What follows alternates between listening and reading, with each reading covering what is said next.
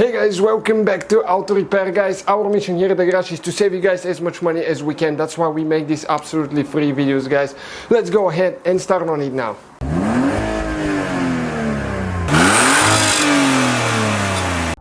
Hey guys, welcome back to Auto Repair guys. If you have that annoying message that you need to replace your brake fluid and you've done it but you don't know how to reset the message, we'll show you now. We have that E65 E66 here, 745i 2003 model BMW. And what you need to do guys, you need to put the key in. Do not press the brake, okay, just turn start, click start so you can turn the ignition on. Now you're going to click OK right here, the button, 3 button until the service menu appears.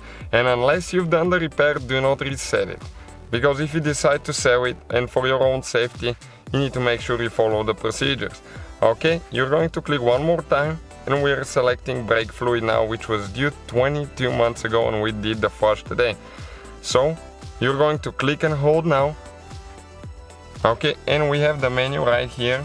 So now we need to click the service, the 3 button one more time to select reset brake fluid.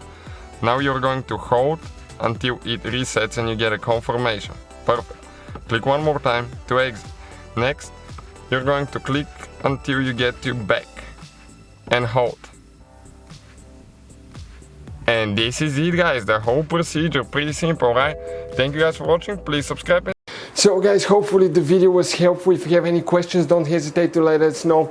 Now check out our YouTube channels guys, we have more than 19,000 free repair videos that can save you thousands of dollars in future repairs. That's why we make these absolutely free videos. Hopefully the video will be helpful.